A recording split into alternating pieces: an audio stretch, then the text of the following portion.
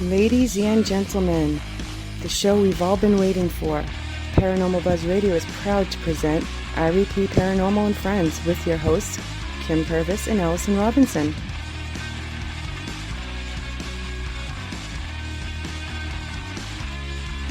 Live every Thursday night on Spreaker, 8 p.m. Eastern, 7 Central, 5 Pacific. Be sure to check out their Facebook page, REP Paranormal Busters.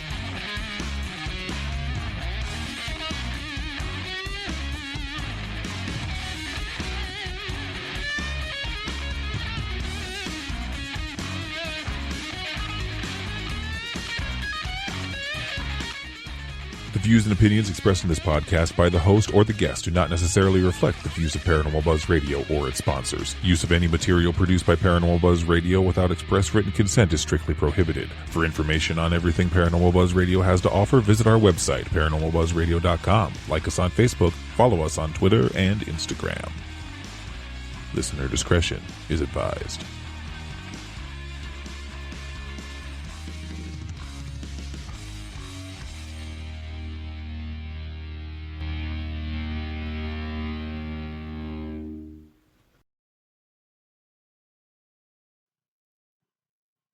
All right, welcome everybody to another night of REP Paranormal and Friends.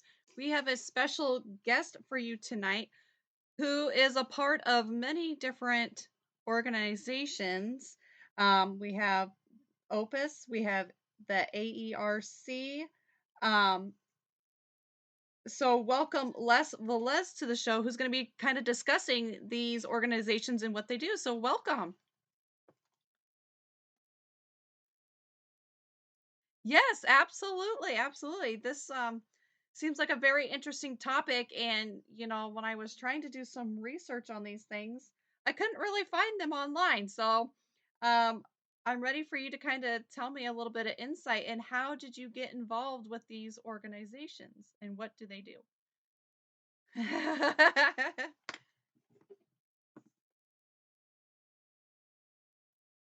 Yes, that's right.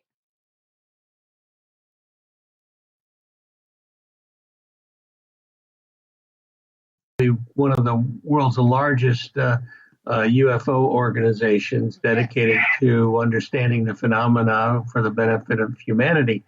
And then in 1994, myself and a doctor friend of mine basically came up with the idea of helping people that claim that they were having experiences with non-human intelligences. And so we created OPUS, the Organization for Paranormal Understanding and Support.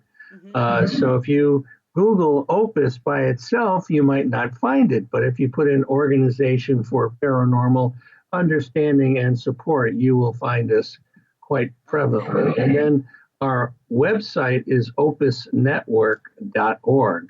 But this whole thing basically started in 1991 when I became a field investigator for MUFON, Mutual UFO Network.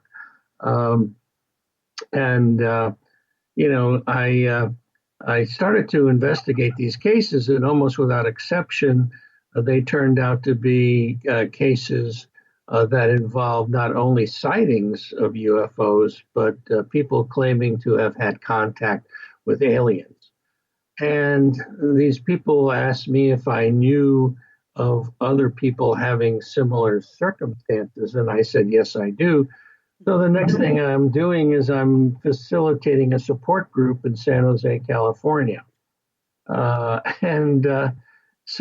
that was a turn of events that really started to evolve in a way that I learned so much from listening to these people telling their stories about their interaction with the non-human intelligences. And so it's really interesting how this all came about, though. I mean, there's even more to that story in that part of the way that the OPUS got started really came about from a person that had contacted me after I was written up in the Monterey Coast Weekly paper of the things I was doing for MUFON. And this, as I said, this lady contacted me and she said, I want to know what's going on with my brainwaves when I'm in contact with these intelligences. And so, I said to myself, well, how am I going to help this person?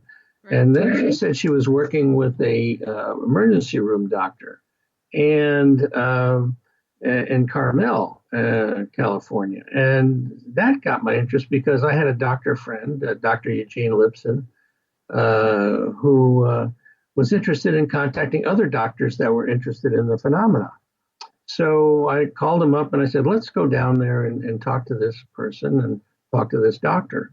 Mm-hmm. So we went down there, and, as we entered her house, there was a picture on the wall, and it was her standing on the back of a fairly large vessel. And I said, so what's this all about? And she says, well, I was helping these treasure hunters. I said, helping these treasure hunters? Where were you, down in the Caribbean? And I said, yeah, I was in the Caribbean. And so how were you helping them? She says, well, I was in contact with the captain of the galleon that had gone down. And I said, really? I said, so we come to find out that she had a near-death experience, became very psychic afterward. Oh, yes. And she started to tell us about all these things that occurred to her with regard to being in contact with these off-earthly entities. And we came away from that afternoon saying, well, how can we possibly help? And so in 1994, OPUS was hatched, and we became a nonprofit 501c3 organization recognized by the IRS, which always cracks me up, paranormal in the IRS. Yeah. So anyway, that's how we got started, and we've been doing it ever since. But in 2007, still being involved with MUFON, and I've been involved with MUFON ever since. I went to the international director, who at the time was James Carrion, and I said, James, you guys have been a nuts and bolts type of organization, but I think you're missing the boat on talking and understanding what's going on with these people that have had contact. Mm-hmm. So, and I understand you're getting calls from people and you don't know what to do with it. So send them to me. I will, take those calls. And so what started to happen was they started to forward calls that came into MUFON to me to do triage on it. And so we had set up a referral network, which is in place today of various types of mental health practitioners and hypnotherapists. And I would talk to these people and find out what the case was and what they were looking for.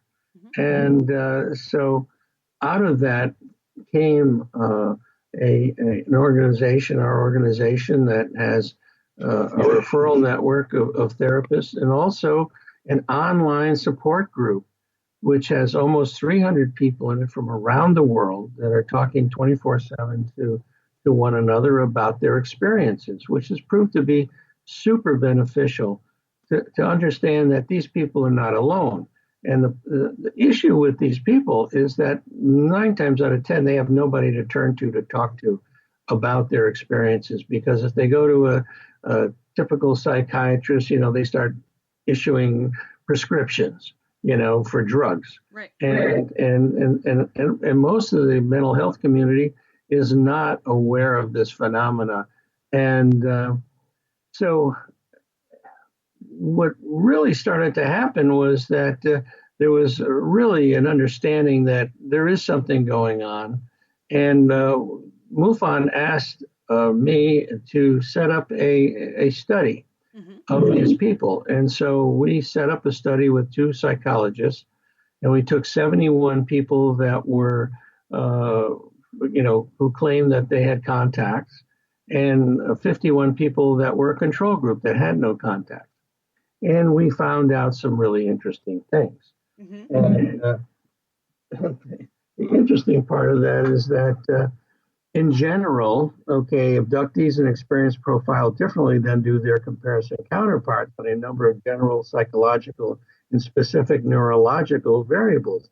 Yet there is remarkable similarity between the experiential group and a comparison group. It should be noted that in no case did experiencers or comparison group participants show any signs of mental illness or personality disorder. So these people were not crazy, folks. They had no issue that way. They were not fantasy prone. There was trauma in childhood that occurred in a number of cases, which caused a dissociation type of a way of handling those kind of things. And these people felt that the abduction phenomena certainly impacted their worldview. They felt that these things were more beneficent than malevolent and more benign than malignant. And we've done some further studies. Just finished the first phase of the omega-4 study that went out to therapists that work with these experiencers. And we found that 70% to 80% of these people don't want these experiences to stop. They've had, positive experiences in the long run. The initial phases, of course, have always been quite dramatic and stressful. Right. And yeah, I was reading because you have your book out, The Unknown Other in the what was it? Existential. Yeah, I can't say the word. Proposition of alien contact. But yeah, I was reading about that and some of the different encounters or abductions that people have had. And the one was like when they were in their bedroom. And I think it was the man maybe was the one that was like he felt himself above the bed. It's very, yeah. Yeah. I mean, they were just very interesting. And the one they were like driving and then they kind of don't remember a whole lot after that other than maybe it was, and then they kind of started to remember things. So so these can happen anywhere at any time. Absolutely. You can be driving down the road and one minute you're know where you are. The next minute you're 20 miles down the road and you have no idea how you got there. And time has either passed or it hasn't passed. Or there's been instances where people have an experience and they're returned before the experience happened. Yeah. So they can manipulate time and space, which is quite interesting. So it's an incredible phenomenon. There's so many facets to it. I mean, one of the things that we found, when we did this phase one of the omega-4 study is that therapists said that most of the people really talk about the grays, the small grays. That I've had discussions about the small grays. It seems like all the other races utilize small grays because they're afraid of us. We're very hostile people. And I've had experiencers tell me that they bit the grays, they've torn off parts of their body and things of that nature. Oh my goodness. So I can understand that these other races might be afraid of us in a big way. But I also think that there must be like an iPhone store in the universe, and they sell grays to all these other civilizations, so they can come and get us. Yeah, it's really, really quite interesting how common it is. Then the second thing that they talked about is orbs, that people see a lot of orbs. And then the third thing is what they refer to as interdimensional beings. And then the fourth thing is ghosts. And so I think that this is the paranormal is so interconnected, whatever you can possibly think of it being is probably what it is. Yeah. We had this discussion Um, well, Saturday, but we also had, I think, with another guest recently about how everything is intertwined. And yeah, last weekend we did, on another show, we talked about that and how, you know, there was a guy on there who, researches Bigfoot. Yeah. And so, you never see him and how, or you may catch a glimpse or whatever, but then they're gone. So could there be some kind of interdimension or something that they can like cross over to, or Yeah, absolutely. I mean, oftentimes when there's a Bigfoot sighting, there's also a UFO sighting, and there seems to be a strong correlation mm-hmm. between sightings and these instances where people see these objects and or bright lights that occur at the same time, and so there is something I think connected to Sasquatch and these UFO sightings. And it seems it's so incredible that they're able to elude these searches in such a way that they leave no trace. And so mm-hmm. Yeah, it's very intriguing, oh yeah, to say the least. But yeah, I do think that they are all interconnected in some way, shape, or form. And hopefully, one of these days we can all put the pieces together. Who knows if that'll happen in our lifetime, but maybe one of these days it'll all get put together. yeah, I think that we're slowly but surely getting there. With the UAP report that the government came out with last June, Mm-hmm. is the first step in understanding, the fact that hey, we're probably not alone. It's not the Russians, it's not the Chinese, it's not us, Mm-hmm. according to the report. Mm-hmm. And they have no evidence that it's alien in nature, but they don't have evidence that it's not aliens Right. in nature. Mm-hmm. And one of the things I recently was at the MUFON Symposium in Las Vegas, and Nick Pope was the keynote speaker. And afterwards, he had mentioned during his speech that he hoped it was at least the Russians or the Chinese having this technology because at least we could talk to them. And I said, you know what, you're missing the boat, Nick. I said, we have experiencers that are talking to the aliens every day. Mm-hmm. Yeah. we can certainly communicate with them. So, and I think the way that Lou Elizondo came out with this revelation is a way that we got our government to actually, take note, because he's looking at it in terms of a possible threat. Which, if you talk to Stephen Greer, it's no, they're all good guys. But if you talk to the late Bud Hopkins, and if you can do that, let me know. And David Jacobs, they're all bad guys. Mm-hmm. So, and I personally feel that it's a combination of just like we have here on Earth, we got good people and we got bad people. Mm-hmm. And I think we have the same thing going on up there. We have good aliens and we got bad ones.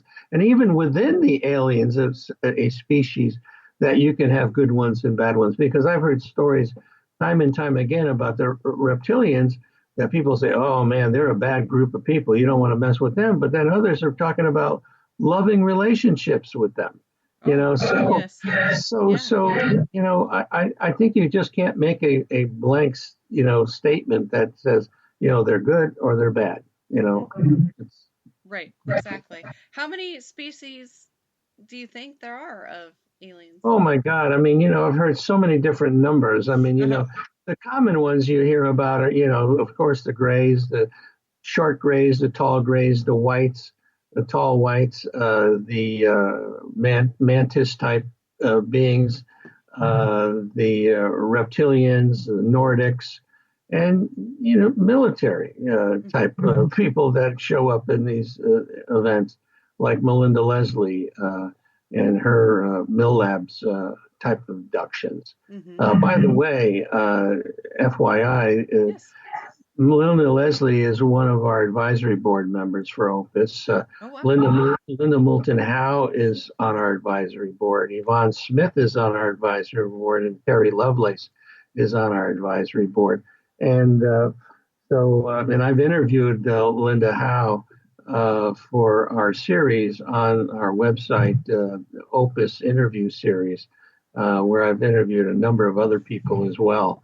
So we're trying to put information out there as best we can to the public as well as to experiencers that Mm-hmm. we're here to help either with a referral or a support group, and we're trying to we've been doing this in 1994 in a big way, and we continue to do this, and hopefully we'll be able to do this in the future. So we're going to continue to do podcasts like yours, and people like you that are putting the word out has been very helpful to us, and so we thank you for that. Oh yeah, absolutely. These things really intrigue us, and it's been kind of a hot topic with aliens, abductions, and a lot of near-death experiences here lately. So it must be, more people I think are acknowledging it and talking about it more, so it's out there more because it just seems like a lot lately. This is what the topics have been on. So whereas a few years ago it would have been more a little hush hush, but it's good that it's Yeah, getting out there. yeah, and it's a slow process, unfortunately, but Hmm. it is what it is, and so I think that we continue to chip away at this conscious dissonance that goes on with people that basically have to live their lives. I mean, they get up in the morning, have breakfast, go to work, come home in the evening, have dinner, watch a little TV, go to bed. The next day they do the same routine over and over and over again. And so people like yourself and me and others that have the capability to think about things a little differently, look at things a little differently, uh, and eventually we'll wake up one day and we'll have this Yeah. revelation that, oh yeah, they're here, we know about it, it's no big deal. Yep. Yes. Yes. Yeah, we will have reached critical mass.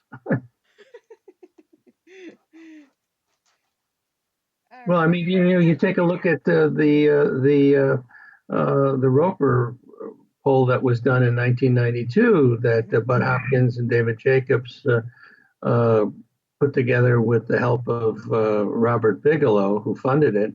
And they said back in those days, there was like 6 million people that possibly had abduction experiences. And now you move forward in time, and this is a worldwide event. How many other people are having experiences? I get 2 to 3 hits a day looking for help. And so multiply that since 1994. That gives you a hell of a number of people Right. that are looking for help in this phenomena. So Yes. all they got to do is go to our website, opusnetwork.org, Org. and they'll be able to read through that website and get all the information that they need to get the help that they're looking for. Right. Now, what are the psychological and the physiological characteristics of an abduction? Well, people talk about lost or missing or compressed time. Right. This is a real common phenomena.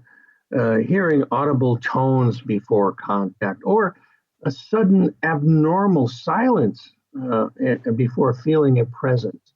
Hmm. Nosebleeds are a very common physical trait. Unusual marks on the body, Hmm. puncture marks, triangular marks, dots, surgery marks that heal abnormally fast, or scoop marks on a person's body. And of course, you talk about implants. Yeah. This is something that Dr.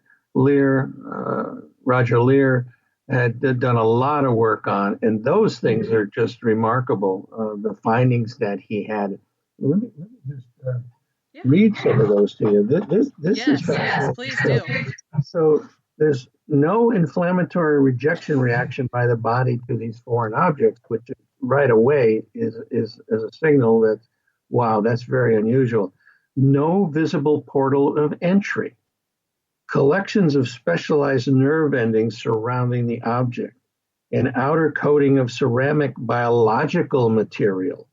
A metallic phase where inorganic metal becomes biological tissue. Oh, wow. The emission of radio waves, which are deep space frequencies in the FM band. Oh, wow. Yeah, I mean, these things are transmitting something. Electromagnetic fields in excess of 10 milligauss. Composition of meteoric iron 66. Rare earth metals such as U-236, a single isotope of uranium existing by itself, as well as elements such as uridium, which is a very rare and hard to find in the Earth's crust. Non-terrestrial isotopic ratios indicating the involved elements do not come from Earth. And gold spheres, which have unknown functions. I mean, these are just all weird, crazy things that, where did a person pick those kind of things up? I mean, it's unbelievable. So you got paralysis, recurring headaches, eye and vision issues. And talking about moving through windows or solid matter, being taken up in a beam of light, laying on an exam table and being probed, missing fetuses out of body experiences, poltergeist activity, orbs, telepathy and psychic abilities, metallic taste in the mouth, feeling of heat and sometimes sunburn. I mean, it goes on and on and on with all these effects that are going on. And a lot of these have to do with microwave and gamma ray and X-ray type energy that is being emitted by these objects, because a lot of people have had serious issues after coming in contact with these things. But then there's also been situations where people have been healed with certain issues, and people have also come away with healing abilities. I had the opportunity to meet with Robert Salas and his wife. He's the one that wrote the book about the Maelstrom Air Force Base missiles being shut down. Mm-hmm. And I've come to find out that they both had experiences. Oh, wow. And his wife came away being a healer from the experiences, so she can heal people. Oh. So I mean, of course, as far as psychological effects, I mean, you got anxiety, fear of specific locations, flashbacks, sleep disturbances, phobias, depression, confusion, PTSD, inappropriate reactions, like what individuals experienced with Whitley Strieber's book Communion. When they saw that, they freaked out. Oh, wow. Yeah. So, I mean, it's so much is going on. And, you have people out there, the debunkers that talk about, well, it's all sleep paralysis. It has nothing to do with it. Well, 2/3 of the cases, whether in the bedroom or not, do not involve sleep paralysis. And then you talk about false memory syndrome. The American Psychological Association or any other mainstream psychological diagnostic system has either ratified or proven such a diagnosis. And then, as I mentioned earlier, fantasy proneness is definitely not a factor. So, something is going on, folks. Exactly. And what is it? Is it extraterrestrial in nature? Is it interdimensional in nature? Is it time travelers? Is it our military? Or is it all of the above, which I frankly believe is what's going on. I believe it's all of the above, almost whatever you can possibly think of. Mm-hmm. Now, do you think...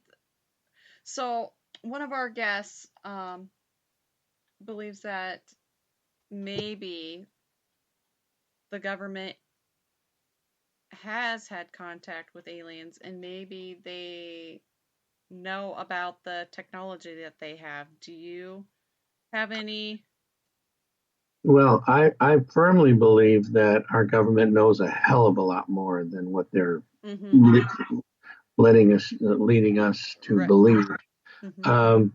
I mean, if you believe Hai Mashed, that high-ranking general, retired general in the Israeli government military, that wrote a book recently about the fact that, yes, we are in contact with the aliens. We are working with them. We have bases on the moon, on Mars, and that they don't want to make themselves known because they feel that the population is not ready to understand what's happening. So here's a highly decorated, highly honored type of a person that comes out with a book like that. And I mean, you look at Colonel Corso, his book The Day After Roswell. And I had an opportunity before he died at the 50th anniversary at Roswell to talk to him. And I asked him, I said, hey, you've got such a background. You were in the Eisenhower administration. I mean, you were well respected. How could you possibly come out with a book like that and saying all this stuff? And he says, well, you know what? Our grandkids need to know that this has happened. This is so important that they understand that this happened. So I'm beyond questioning any of that. I believe our government knows. And before the COVID shut down everything, right. I had an opportunity to have lunch with Lou Elizondo. And he talks about during that lunch was the fact that they believe that they understand how these craft operate.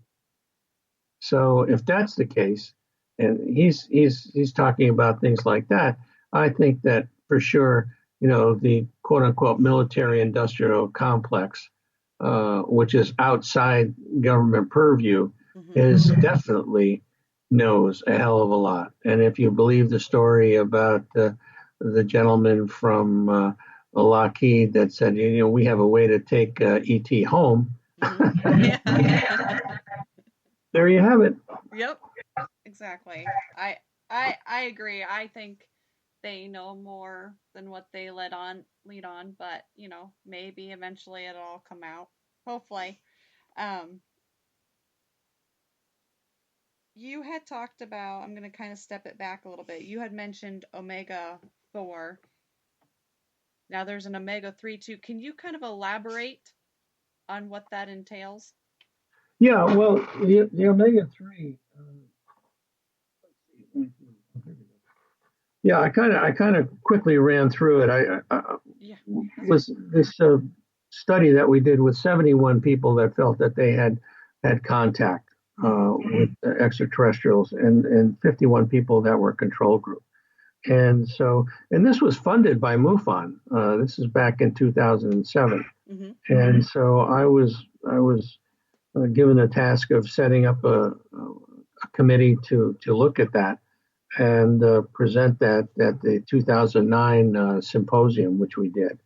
And I mentioned the fact that the people did not have a psychopathology. They weren't fantasy prone. They certainly were impacted by the contact, their worldview.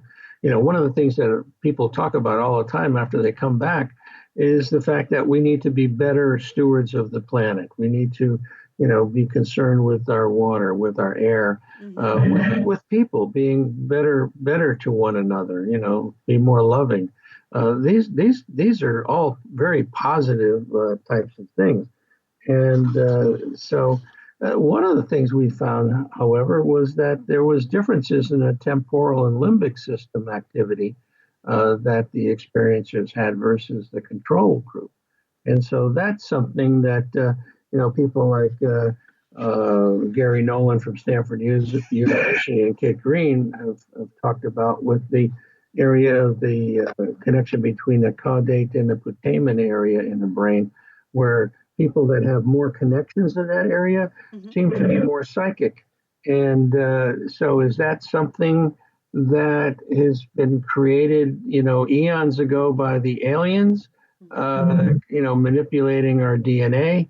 Or is this something that they're following generationally, which seems to be the case. I mean, usually when you find a person that comes to us that has had an experience and we ask them further about their parents or their grandparents, usually somebody in the family has had experiences as well. So because people talk about why me, well, the answer is generally it's generational. They're following generations of people that they probably manipulated the genes to create those kind of things. But it's the old chicken and the egg type of a thing. Is it true, or is it something that naturally occurred and now that's why they're following, because they have the capability to communicate? And they talk about, I think Gary Nolan and Kit Green have talked about antenna people, where they can receive messages, but they can also transmit messages. And so if that's the case, and with Kit Green's background in the CIA, I'm sure the government knows all about it. and they know about all these people, and they're asking them a lot of questions.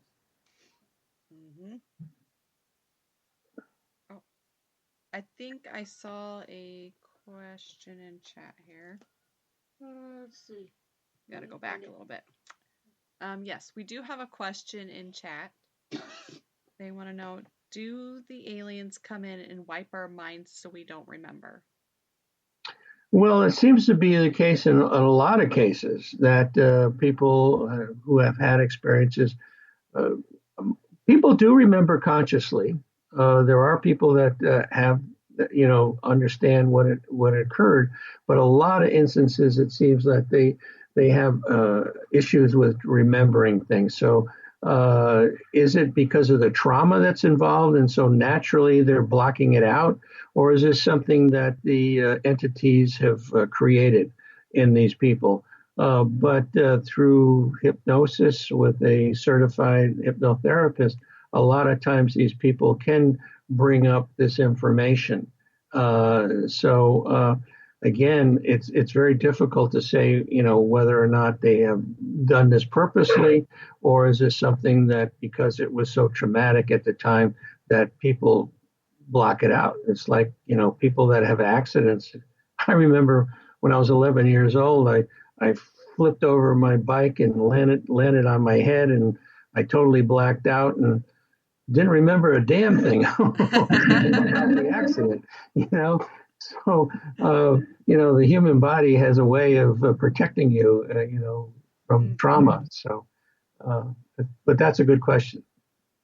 All right, so let's see here. I don't think there's any other ones. No, I didn't see any more. Okay, I just like to go through because if there's questions, I usually try to ask them from chat too, just to kind of get them involved as well. But I know that they're listening and.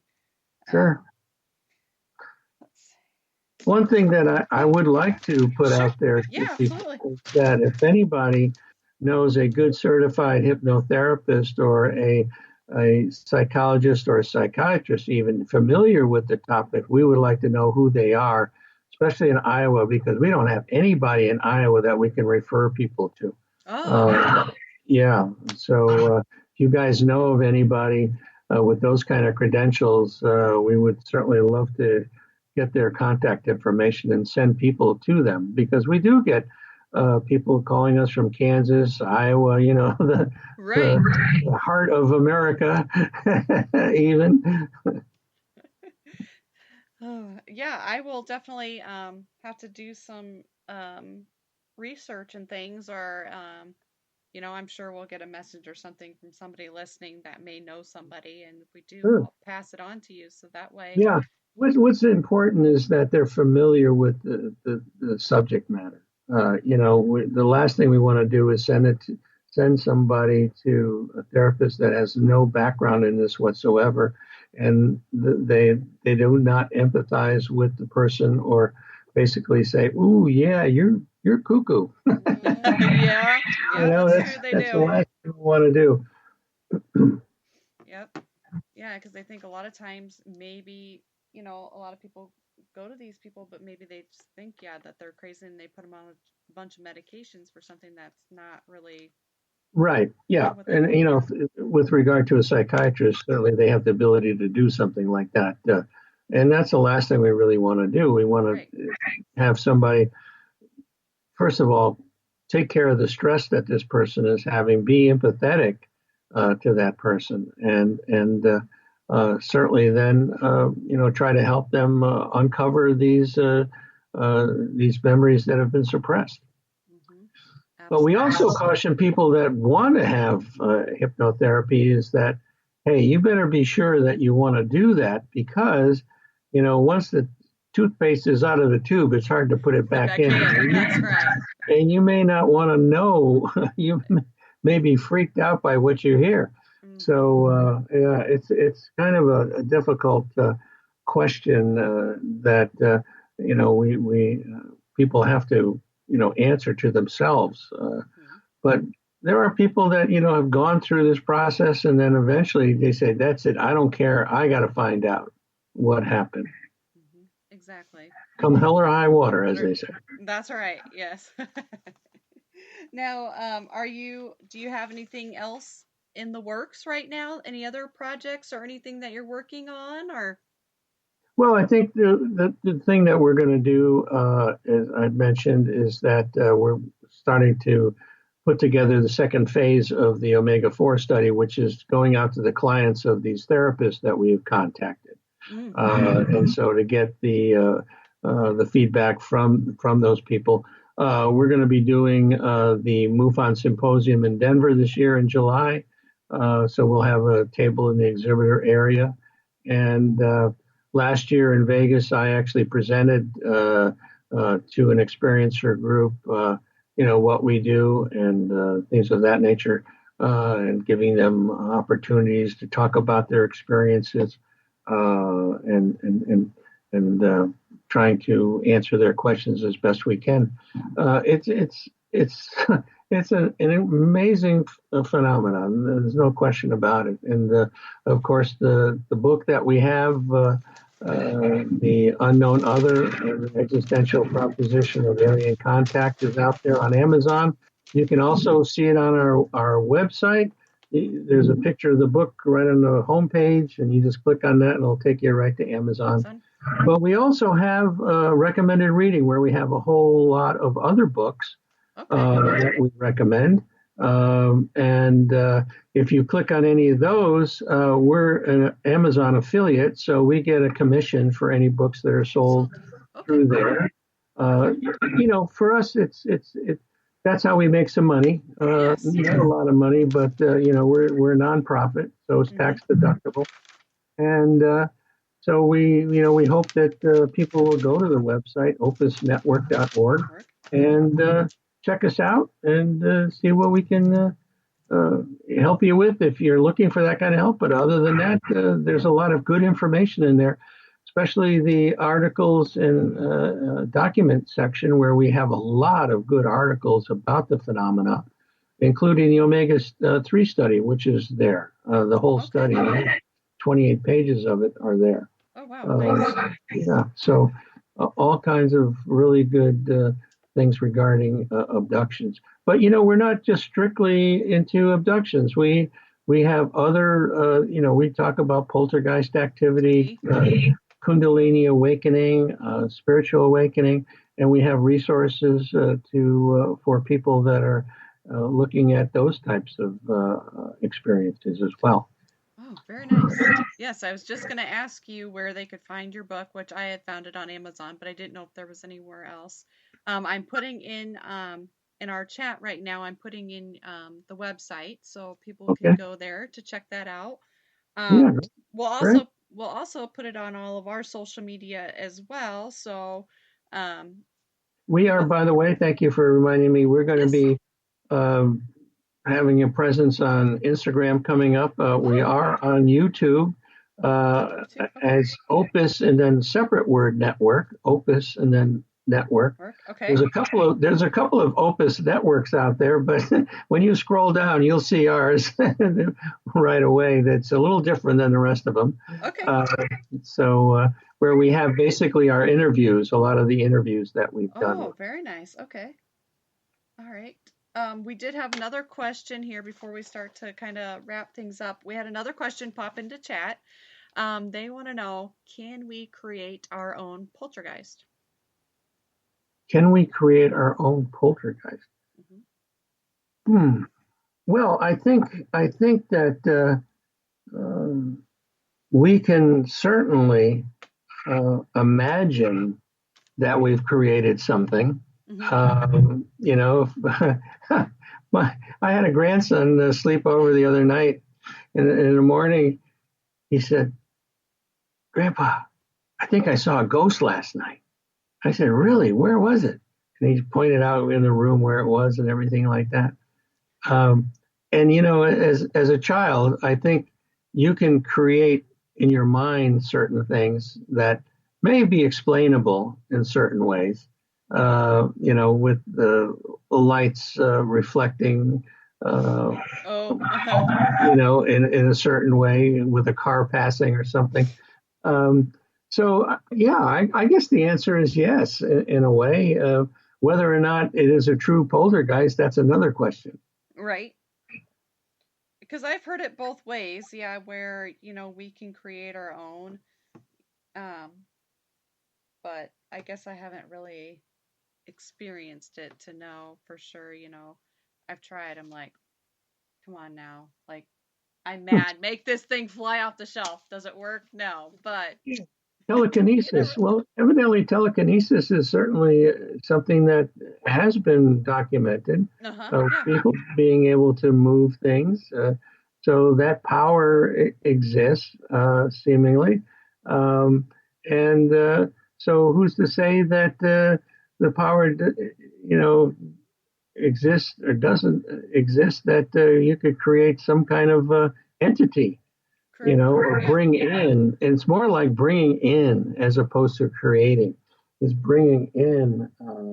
You hear about this all the time with the demonic possession and things of that nature, and that's another field. People have talked about this in early times, where you're talking about angels and demons, as opposed to greys and mantids and other things. Incubus, succubus things, and it's just based on where people are in the timeline. The ancient Romans talked about these flying shields in the sky. They weren't flying saucers; they were flying shields. I talk about that in the book too. That you have all these reports from ancient Roman times, but even Paleolithic times, you have drawings on cave walls in Spain and in France showing obviously UFOs. The typical saucer shape being drawn on walls, and certainly the American Indians have all these petroglyphs and things of that nature that show some pretty strange things. Yeah, absolutely. Yeah, I was watching a documentary on Egyptians, and like in some of like the tombs or caves or whatever, like I think it was the Egyptians I was watching, but they had like, it looked like alien people that they had drawn on these in these little, I don't know if it was actually a tomb, but there was an area where they had drawn those, and they had talked about the saucer people or whatever. So that's very interesting. Oh no, all seemingly this goes back eons, and we've been visited for eons. There's no question about it, in my mind anyway. That it's been with us the entire time, and whether or not they seeded us here or they created us, that's still a open question. But seemingly through the ages, the Renaissance period, you have these, masterpiece drawings, paintings that show obviously UFOs in it. So, it's incredible. It's absolutely incredible, and we unfortunately have not progressed very far in our understanding, and it's because it's a very difficult thing to understand. We don't have maybe the language or the physics to understand it, but I think we're getting closer. I think we're getting closer. And again, this UAP report that came out and the ongoing reports that will be forthcoming, hopefully, they claim that they will be forthcoming, but we'll see. And we'll see what they come up with. Yes, hopefully. I'm hoping one of these days they'll come forth with some more information. I'm hoping it's in my lifetime. That's what I've been hoping for. Yep, exactly. Okay, so once again, go ahead and just give out your website again, and then you also have your YouTube page, Opus, and then network, correct? It's two separate words for that. Yeah, okay. yeah. So the website is a great place to start off with us. It's opusnetwork.org, and that's all. Opus Network is one word, and .org, and we have a lot of information on there. We have documents and articles, recommended reading. We have the support page, two support pages basically. One is you're looking for support, and others you can just contact us with any kind of question. Matter of fact, I had one today that had a physics question, and one of our members is MIT physicist, and so this person came away with his experience with some formulas and things of that nature, and so we're going to take a look at that and see if it makes any sense. We can be contacted on a number of fronts, not only in the abduction area, but poltergeist activity, spiritual awakening, Kundalini awakening, things of that nature. We're open to just about anything in the paranormal. As it turns out, though, the majority of what we've been dealing with are people contacting us with regard to the abduction phenomena, and so. If you just need to contact us, that's the best place to do it. And we have the YouTube place where we have our interviews station, if you will, and it's Opus, separate word, network, and you can go there, and where the logo with the little green opus in it. Okay. A little circle with a green opus in it. Green circle. And then we're going to be on Instagram. We're going to start putting out information on Instagram shortly. And we're also contemplating doing things on TikTok as well. Oh, cool. Okay. Yeah. But that's not going to happen right away. But Instagram is going to happen pretty soon. And then we're going to go into the TikTok thing probably later on. We'll be doing the MUFON Symposium in Denver in July. You can go to MUFON.com and you'll see all about who the speakers are going to be. Linda Moulton Howe is going to be one. Kathleen Marden is going to be another one. They got a pretty good lineup of people that are going to be speaking about the UFO phenomena. And we've done other symposiums in the past as well. So we hope now that this COVID thing has died down that we'll be doing some more things like that. We also have a monthly Zoom meeting for experiencers that are part of the online support group. So that's a closed thing, not really open to the public. If people want to get involved with the support group, again, they just go to our website, opusnetwork.org, and, contact us that way, and we can see what we can do for them. Very nice, very nice. And like I said, we'll share this information on our social media as well. So I appreciate that. Yeah, absolutely. Before we wrap things up, I just like to give a quick shout out to everybody who was in chat tonight. We had Matt, Darren, Shay, and Nick and Kim in chat tonight. Thank you for everybody who was in chat. Thank you for everybody who was not in chat but listening. We appreciate each and every one of you. And once again, we'd like to thank our guest, Velez. Thing I'd Excuse me. like to just Okay. jump in real quick Yeah, is, sure, absolutely. as far as the book is concerned, there's 25 stories in there from people that are in our support group, Okay. which they're very interesting stories. I think that people would really find interesting and meaningful and educational as far as what they do. And goodbye. The screen just went blank. Oh no! Okay. Oh, Yeah. that's weird. I can still see you. Really? I don't see you anymore. Oh, that's weird. I can hear you and see you. Okay, well, that's fine. So anyway, I just wanted to add that as well. Yes, absolutely. Yes. Thank you so much for being on and sharing all this awesome information with us. I can't wait, and hopefully we can have you back on and we can discuss some more about poltergeist and things like that. Absolutely, anytime. All right. Thank you very much. Thank you. Have a good night. You too. Bye-bye. Bye-bye.